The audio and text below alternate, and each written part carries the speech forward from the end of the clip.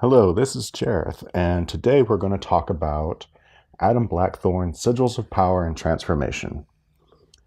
And this is a relatively overlooked book, I think. Hardly anyone ever really talks about it, which is really quite a shame. There's some really good stuff in here.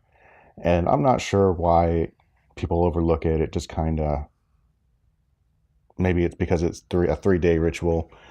Maybe it's because, you're not calling down angels or evoking demons or anything. Sometimes those powers just are so flashy that they overshadow things like this. So I don't know why people don't look at it as much, but today we are, and it's a relatively simple ritual, and I'm not going to spend too long talking about it.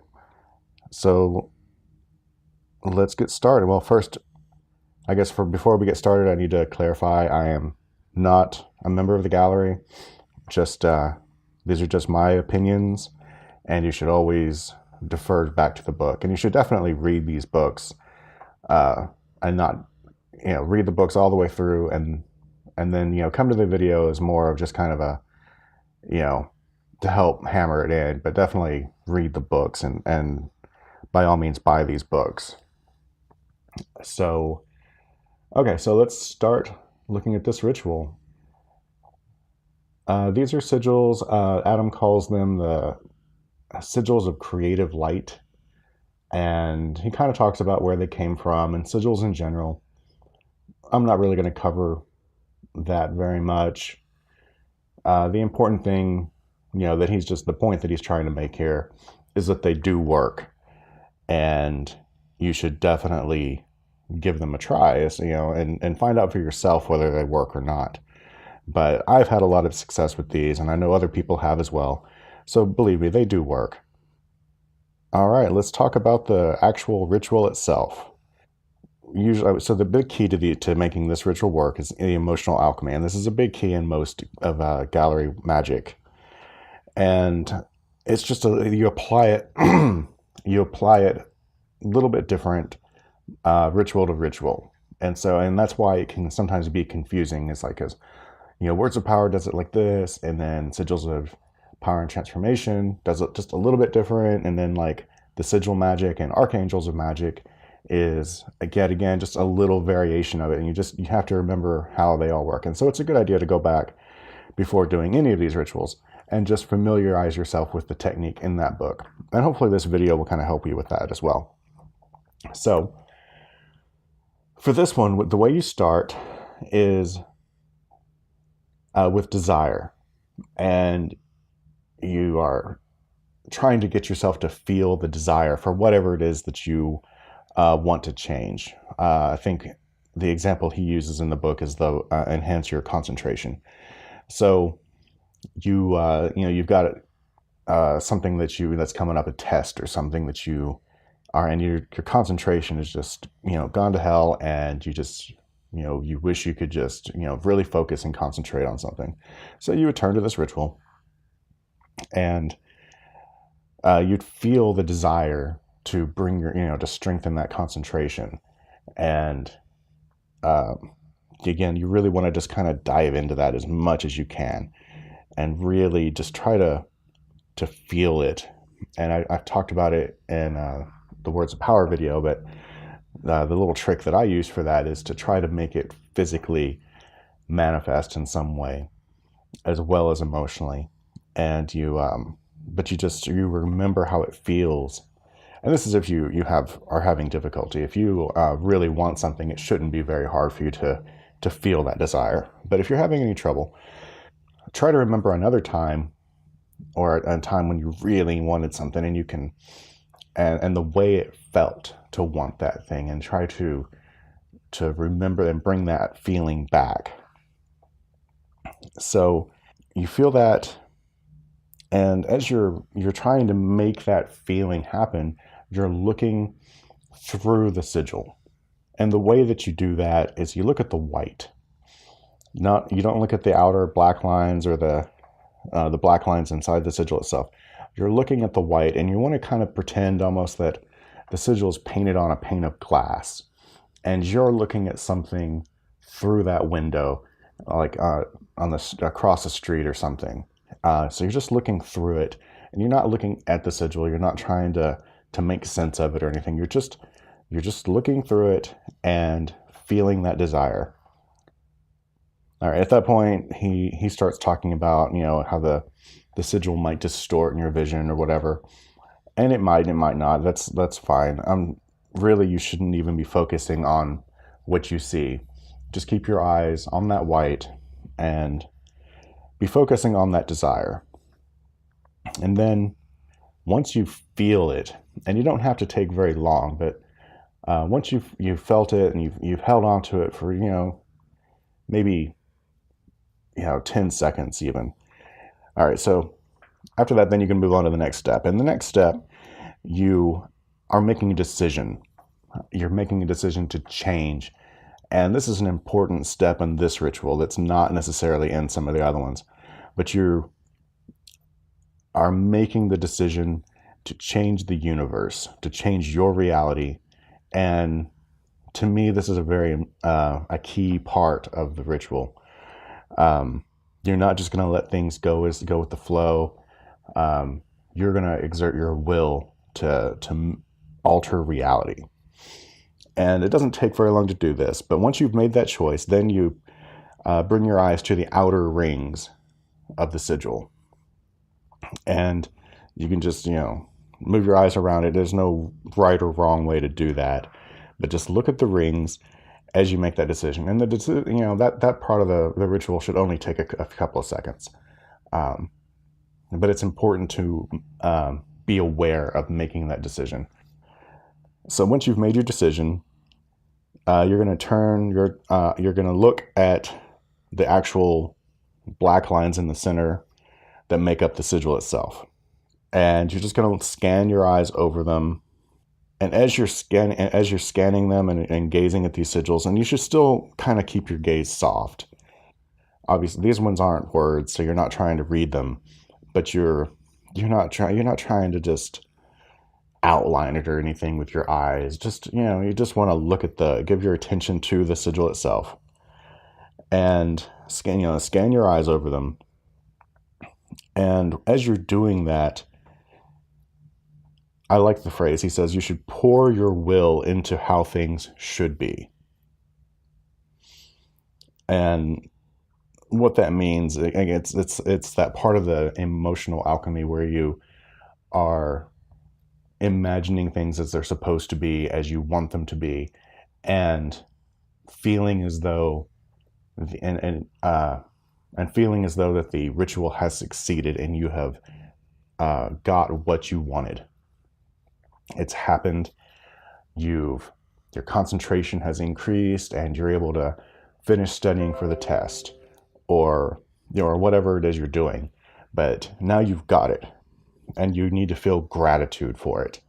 That gratitude is important, and you need to do all this while you're looking at the sigil. And so then once you feel the gratitude, then you're able to move on to the next step. And this is a step that again you'll find in other rituals. Here you're looking at the entire sigil. You're just taking it all in. The black lines in the middle, the outer lines, the white, just take it all in. And as you're doing that, you want to pretend that a lot of time has passed and that the situation was solved. It was solved a long time ago. And you're able to look back on it with the clarity of hindsight, that 2020, and just how, and also with that, how time heals wounds and can, when you're in the moment, things can seem like they're really big deals. It's a huge emergency, but then, after some time passes, you're like, oh, well, that wasn't that big a deal, and it all worked out. And that's that feeling that you're trying to get, that, oh, look, it all worked out. It was, it was no big deal. It worked out. It's great. And just that feeling that you have from that, being in that place in the future. We've all had situations, something big emergency happened, and it worked out. And so you can use that. You can use those memories of when that's happened to you before, and just use that as a way of making the same feeling happen for this issue. if that makes sense. But yeah, lots of times if you can't imagine something out of the blue, fall back on memory and then just alter that memory to apply to the situation you're in. That's kind of a good way to, if you have trouble, imagining things or even imagining feelings or making feelings happen, just use your memory. And that applies to all magic that we work with. Lots of times imagination is an important key. And if you have problems imagining things, then memory is just always a good fallback. Okay, and the important thing to remember through all of this is that you are thinking of the feelings. You're not thinking about how the problem got solved. You're not trying to tell the universe how it needs to solve the problem or going over, how you would try to make it work. Or, and then in this last section, you're not trying to, or, make up how it all worked out. You're just trying to focus on the feelings of how it would feel if it did. And leave it at that. Don't try to complicate things and try to give instructions to the universe on how to make this happen. And then he says the way to close the ritual is just to close your eyes. You close your eyes and then repeat the ritual for the next 2 days, so that you do it for 3 days. Okay, so then at this point in the book, he just kind of answers some different questions, and I think you should go in and read his answers to these. But the one that I do want to talk about is what happens if I get the results on the first or second day? Do I need to do all 3 days? And yes, absolutely, you need to do all 3 days. What happens with magic is that people think, well, you do the ritual and you get results. But actually, once you first make the decision to perform the ritual, the energy starts to flow. And so that energy is already going, so you could see results before you even begin the ritual, because as soon as you make the decision to start the ritual has begun.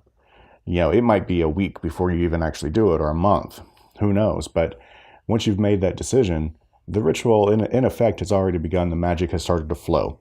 And so you can get those results before you even do the ritual, or in the middle of the ritual, or day 2 of the ritual. But you need to finish the ritual out. You need to bring it to completion. And that's just something you should keep in mind with all magic that you do, and not just this. But that was a thing I wanted to mention. It talks about if you can do more rituals, you can, of course, do as many as you feel you have, as long as you can dedicate your full energy and attention to them. You don't want to just kind of halfway do it, because then, it might still work, but it might work great, but you might only get, some results or no results. You just need to be able to, focus. And if you can focus, if you have, a lot of attention, really good attention and energy, then yeah, you could do, 10 a day. Just make sure that you do all 3 rituals, or you can do this combine, and then go do something from Angels of Alchemy or Archangels of Magic. You can mix and match and everything. Just again, make sure that you have, you're not spreading yourself too thin. And again, the other thing, you don't want to repeat this ritual out of doubt that you did it correctly. Now, if you think you really did screw it up, something interrupted you or something, then yeah, you need to do that again. But just because results haven't manifested and it's been a day, don't think you need to redo it. It'll happen. And that's the other thing that leads me to the next point, that you need to do everything you can to help this work. Magic can't do everything for you. You have to do your part in the real world. You can't ask for money. You can't ask to win the lottery and then not buy a ticket. That's probably a bad example. As far as the lottery goes, that's not the wisest way to make money. But you need to. I use the phrase means of manifestation. You've got to have some way for the magic to happen, and this happens a lot of time, especially with money magic, that you do the ritual and you expect money to just fall out of the sky. And sometimes the only way the magic can work is if we work harder. And so then, to get that money, your hours at work increase or something like that. And that might not be what you were expecting or wanting, but if that's the only way that you've given the money to manifest, then that's how it's going to be. And then if you're sitting at home, you don't have a job, the money might not even come because you're just not doing anything to make it happen. And that's just an example, but that applies across the board. You need to do your part and, give the, magic something to work with. And I guess on that note, I'm going to wrap this up. I think I'm gonna keep trying to make these videos. I'm not sure how many or how fast I'll be able to get them out, but I want to try to work through as many of these gallery books as I can. And I'm gonna do the sigil type books first, before I start trying to to tackle the ones that where you're trying to do a connection or evocation of angels or demons or something like that. So just mainly so I can iron out the process of making these videos before I get into something too complicated that I really want to be able to give you my best work, I guess is what I'm trying to say. I guess I will see you next time. Bye.